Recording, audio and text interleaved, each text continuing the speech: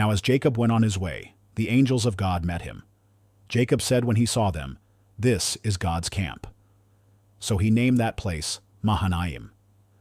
Then Jacob sent messengers before him to his brother Esau in the land of Seir, the country of Edom. He also commanded them, saying, "Thus you shall say to my lord Esau, Thus says your servant Jacob, I have sojourned with Laban, and stayed until now. I have oxen and donkeys and flocks and male and female servants. And I have sent to tell my lord that I may find favor in your sight." The messengers returned to Jacob, saying, "We came to your brother Esau, and furthermore he is coming to meet you, and 400 men are with him." Then Jacob was greatly afraid and distressed, and he divided the people who were with him, and the flocks and the herds and the camels, into 2 companies. For he said, "If Esau comes to the one company and attacks it, then the company which is left will escape."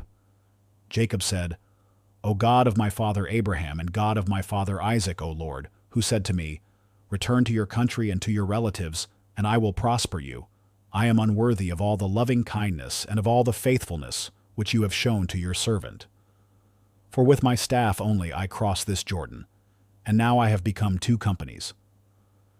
Deliver me, I pray, from the hand of my brother, from the hand of Esau, for I fear him, that he will come and attack me and the mothers with the children. For you said, I will surely prosper you and make your descendants as the sand of the sea, which is too great to be numbered." So he spent the night there. Then he selected from what he had with him a present for his brother Esau: 200 female goats and 20 male goats, 200 ewes and 20 rams, 30 milking camels and their colts, 40 cows and 10 bulls, 20 female donkeys and 10 male donkeys. He delivered them into the hand of his servants, every drove by itself, and said to his servants, "Pass on before me and put a space between droves." He commanded the one in front, saying, "When my brother Esau meets you and asks you, saying, To whom do you belong, and where are you going, and to whom do these animals in front of you belong? Then you shall say, These belong to your servant Jacob. It is a present sent to my lord Esau, and behold, he also is behind us." Then he commanded also the second and the third, and all those who followed the droves, saying, "After this manner you shall speak to Esau when you find him, and you shall say, Behold, your servant Jacob also is behind us. For he said, I will appease him with the present that goes before me. Then afterward I will see his face, perhaps he will accept me." So the present passed on before him, while he himself spent that night in the camp. Now he arose that same night and took his 2 wives and his 2 maids and his 11 children, and crossed the ford of the Jabbok. He took them and sent them across the stream, and he sent across whatever he had. Then Jacob was left alone, and a man wrestled with him until daybreak. When he saw that he had not prevailed against him, he touched the socket of his thigh.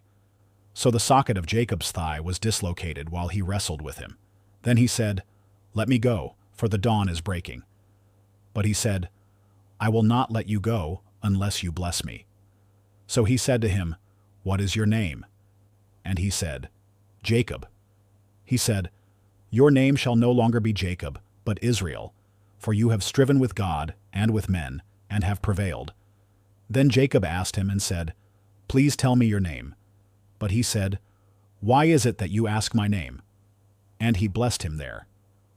So Jacob named the place Peniel, for he said, "I have seen God face to face, yet my life has been preserved." Now the sun rose upon him just as he crossed over Peniel, and he was limping on his thigh. Therefore to this day the sons of Israel do not eat the sinew of the hip, which is on the socket of the thigh, because he touched the socket of Jacob's thigh in the sinew of the hip.